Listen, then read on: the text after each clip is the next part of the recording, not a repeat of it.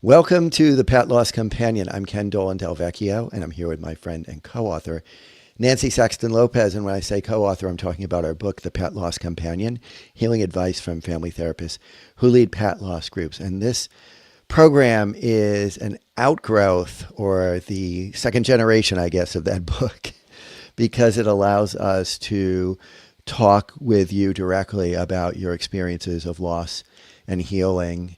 And you can write to us and share your stories. What we're going to do tonight, which we often do, is read stories from people who write to us and tell us how they're doing. You can write to us by reaching me at kenddv@gmail.com, Nancy at nsaxtonlopez @csmpc.com. You can see the correspondence that we've had with people who've written in. If you would like to look at the text and photos, you can see many of those at our Substack, which you will find information about in the description that accompanies either the live broadcast or a replay. And if you join the Substack, you would be paying a small subscription fee, $5 a month or $50 a year, and that's something that helps support us. You can support what we're doing in a few other ways too. They're in the description as well. And we'd like you to know that we are a friend of Dakin Humane Society, which is in Springfield, Mass. And Dakin, in addition to being a great adoption center, does a lot of programs that are helpful to all of us who have animal family members. And one of the programs that they sponsor is a cost-free Zoom pet loss support group that I facilitate once a month on the second Tuesday of every month from 6 p.m. to 7:30 p.m. Eastern Time. You will find an RSVP link in the description, and please feel free to join us if that will be helpful for you.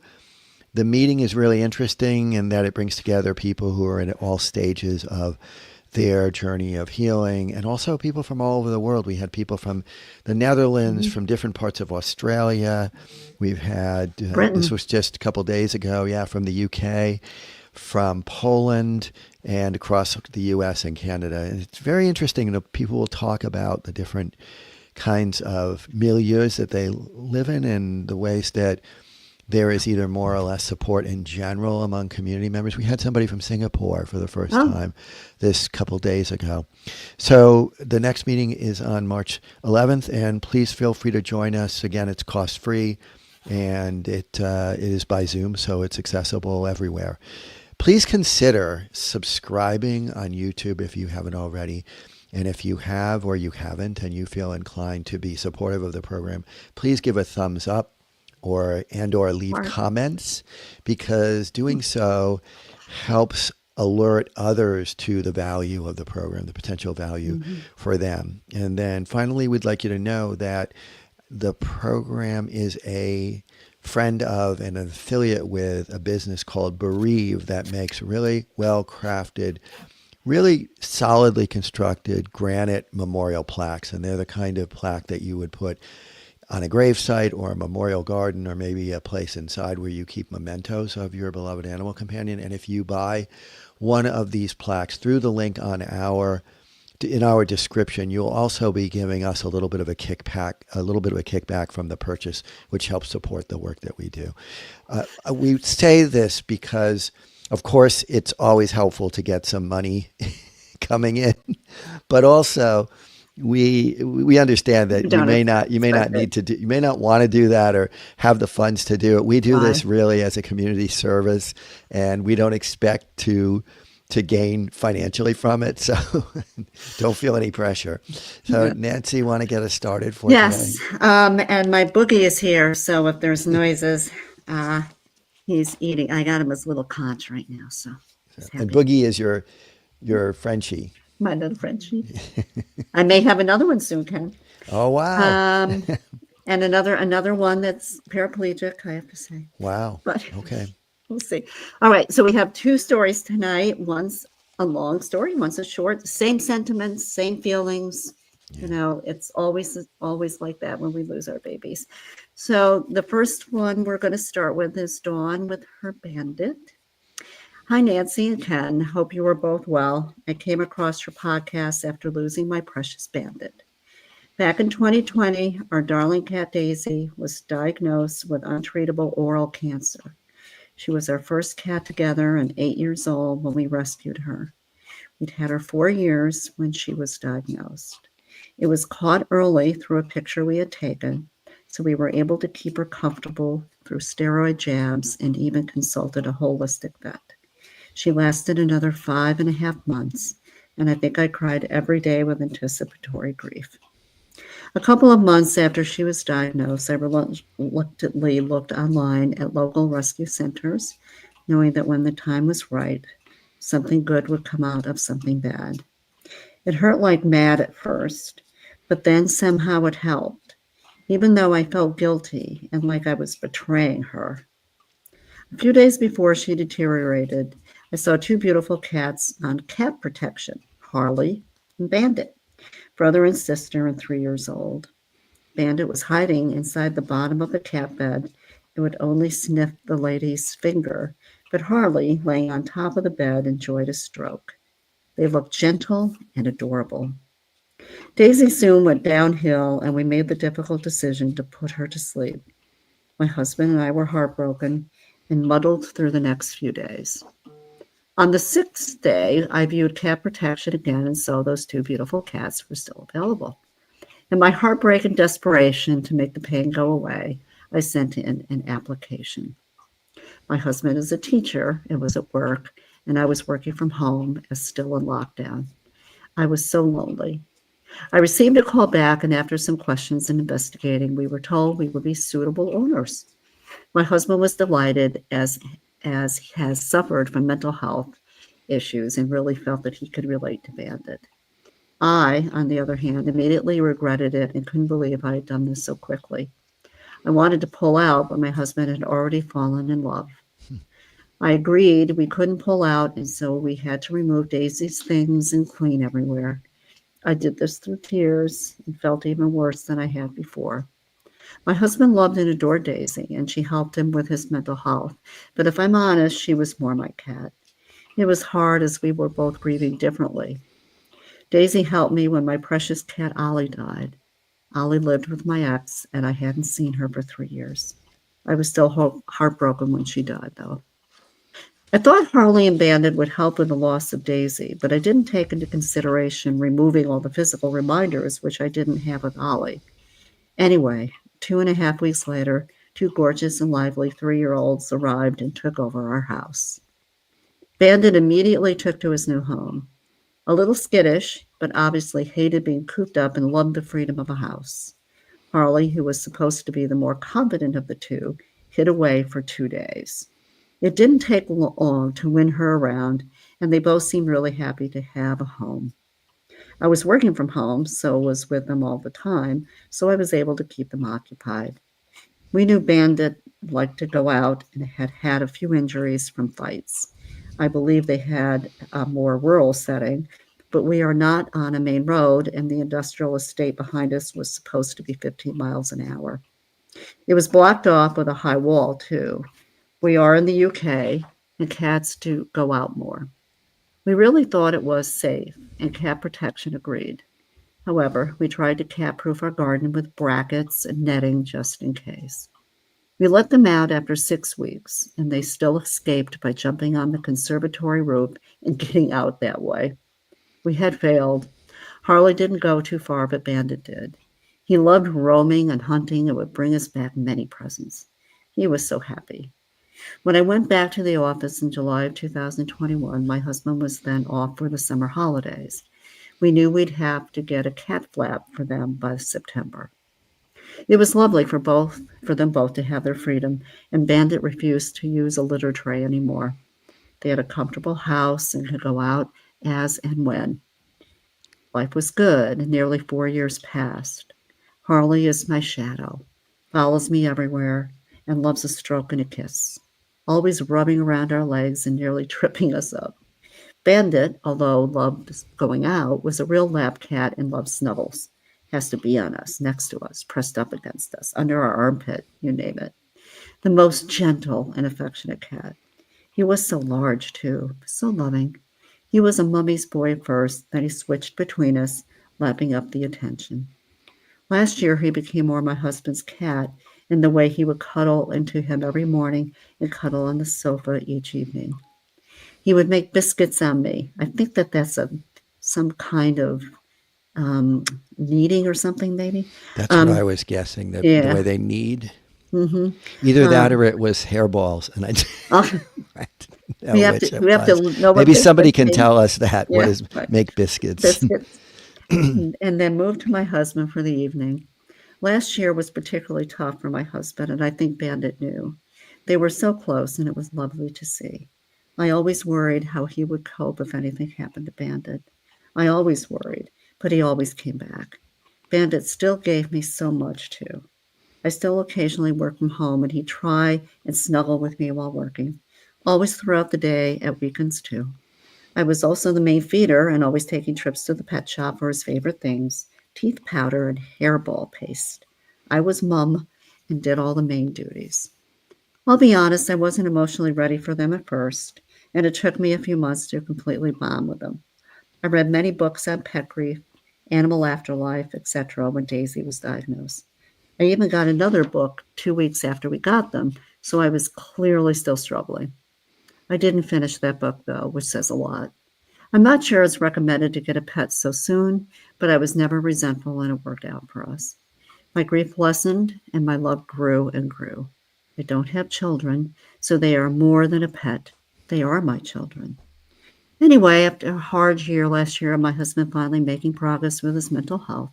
We went into this year a little apprehensive, but also looking forward to a fresh start, just the four of us. Tuesday, 14th of January, didn't start well. We woke up to no hot water or heating, and my husband felt like he had the flu. He had a long day ahead with parents' evening, and after some pills, felt okay to go in. My car was at the garage the day before, and I had been working from home since the previous Wednesday, as it was not easy to get public transport to work. I nearly worked from home again as my car wasn't quite fixed, but I said if it was ready fairly early, I could go in and get to work a little bit later.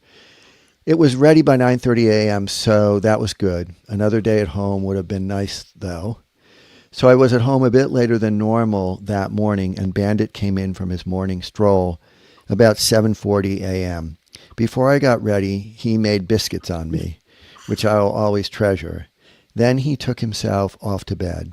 I left them both fast asleep when I went to my car. We have security cameras at home, so I could see that Harley was up and about, but Bandit didn't get up until about 3 p.m. Does happen sometimes when there's no one at home disturbing them. My husband texted to say he was struggling but was plowing on. Anyway, I saw them both on camera and Bandit in the garden at 4:10 p.m., and I left work at 4:30. At 4:45, my phone was ringing. I couldn't answer it until I got home at 5:15. Then my world fell apart. My Bandit had been hit by a car and taken to a vet. He died before he got there. He was killed on the industrial estate behind our house, where cars should be going 15 miles per hour. The person didn't stop, but a kind lady did. When I spoke to her the next day, she said there was leg movement and rushed him to the vet.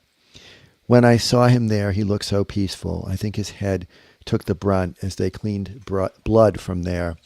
But you would never know, as he just looked like he was asleep. I think I was in disbelief still and couldn't believe he was gone. The vet said the legs can twitch and he was probably not alive. So it seems it was quick. I didn't ask the lady that took him in, but I couldn't bear the thought of him crying out in pain or being scared and needing us. So I have to believe he didn't suffer. It took 35 minutes from when he left the garden to the phone call, so at least he wasn't left there like he was nothing. I wish the car had stopped, but I take comfort in the fact that someone knew he was a beloved pet and got him help. Telling my husband was awful. He fell apart at first, but we can only thank God it wasn't last year. He would not have coped. So now we're left without our Bandit. We took so much comfort from him, and he was part of our support system. To have a healthy, lively cat here 1 minute and gone the next doesn't feel real. He was such a lovely boy. I looked for him everywhere. I lay on the sofa in the lounge waiting for him to jump up on the table with his long legs. I used to be in awe of his huge frame and silently beg him not to leave me. We won't have any more cuddles or knocking things off of a unit where he knows his treats are. No more demanding food and jumping up on the worktop while I'm cooking chicken. No more knowing the sound of me cutting cheese and wanting some. No more rolling around with his toys and using his scratching post. No more running around with the zoomies and flying up the stairs and chasing his toys down them. No more seeing him in the garden or conservatory. No more cuddles with Daddy, all his beds sitting there unused. The list goes on. It breaks our heart over and over again each day. I haven't even removed his food bowls, and may yet. I know I should, as still bits of food stuck to them.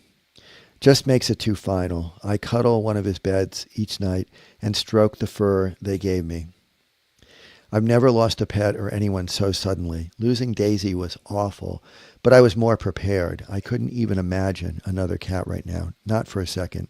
I even finished the pet grief book recently. Ironic, when he was part of the reason I didn't need it anymore. I didn't need it before.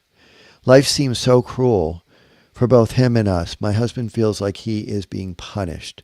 We feel so guilty, too, that we were supposed to give him a new start, and although he had a happy life with us, was our area the best for him? We didn't know how much he liked to go out. Also, if I had worked from home that day or my husband hadn't gone in. He nearly came home early, too. Were we meant to stop it and didn't, or was it meant to be? All the what-ifs. I know accidents do just happen. I just wish cars would slow down. We still have our beautiful Harley, who is coping really well. We love and adore her. It doesn't take away the pain of losing Bandit, though. He was so lively. The house is so quiet now. All the fun has gone out. How can he not be here? Can't be real. Only one cat to feed each morning and only one cat welcoming you home. I don't look forward to weekends or days off. I'm in the bedroom writing this now, and I expect him to walk in and throw himself against me, looking up at me with that unconditional love.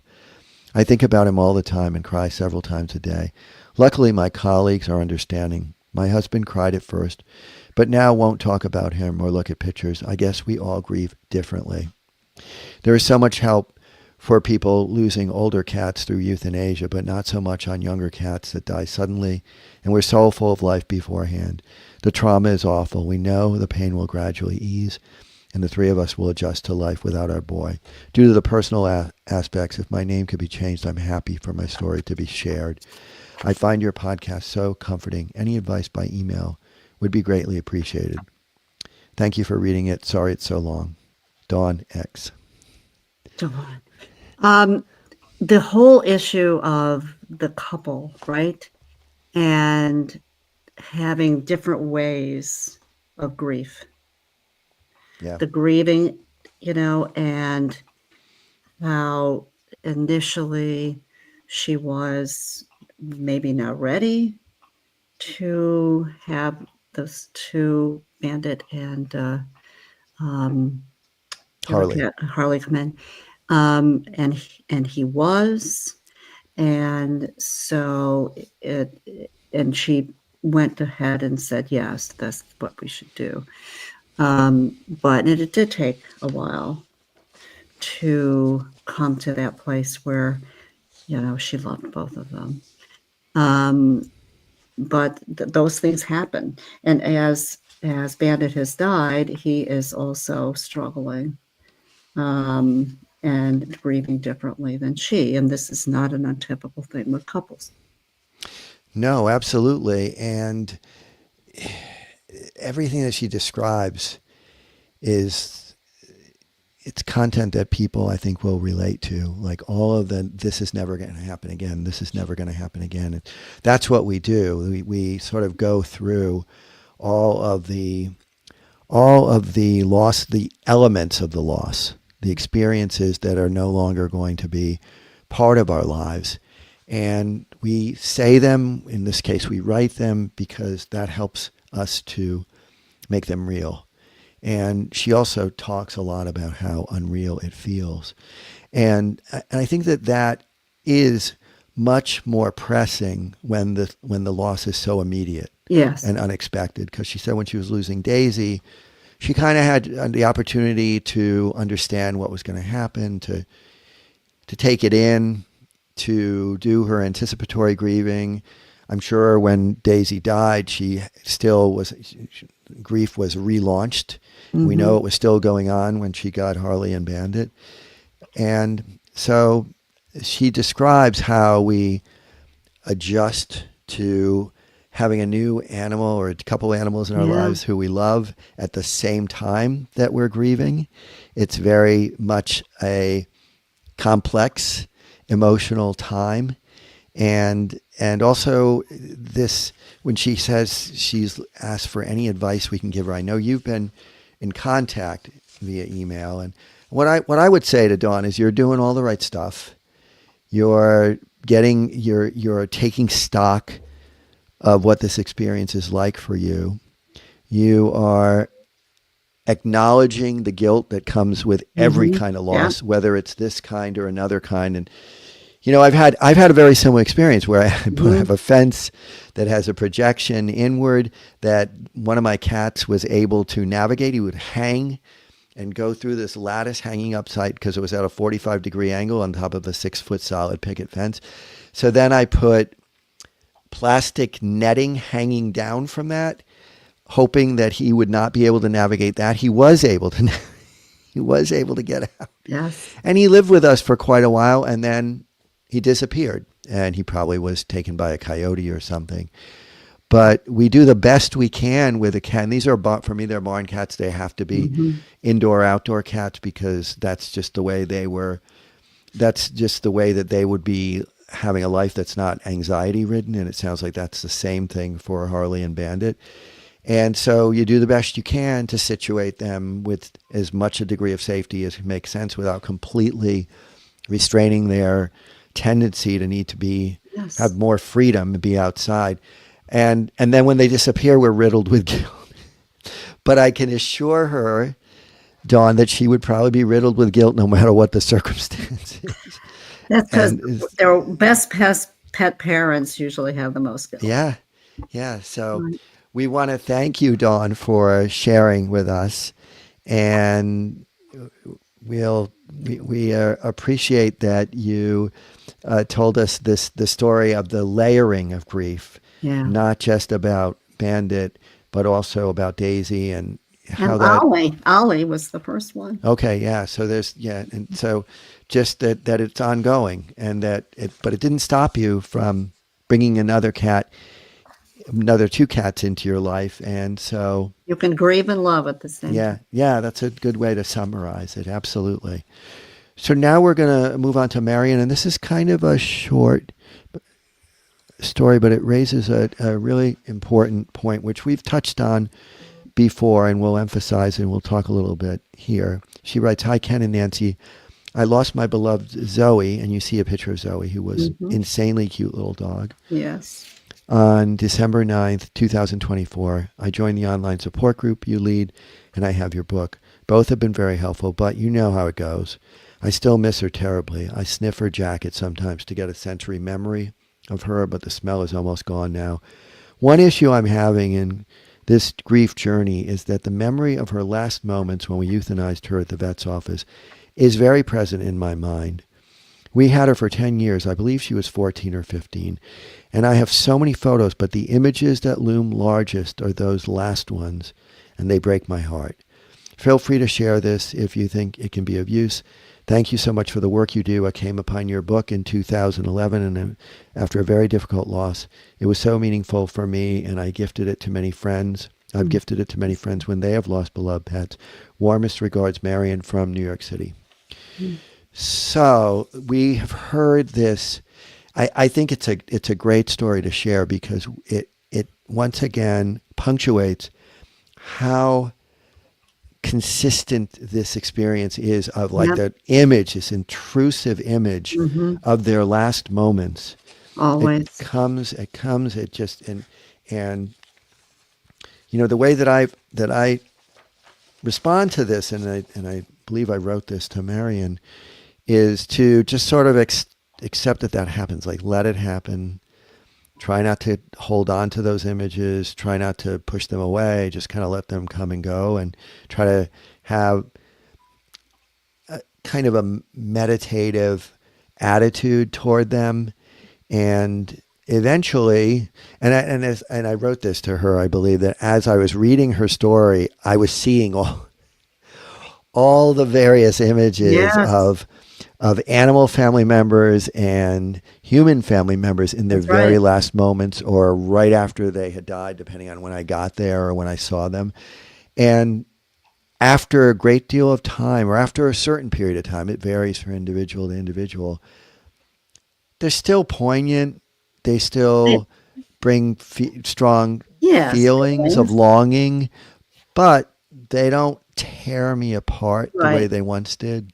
Those memories kind of kind of fade away, and all Yeah. of the memories, like all the memories of Bandit, right? Yeah. And all the memories of Zoe are going to come forward.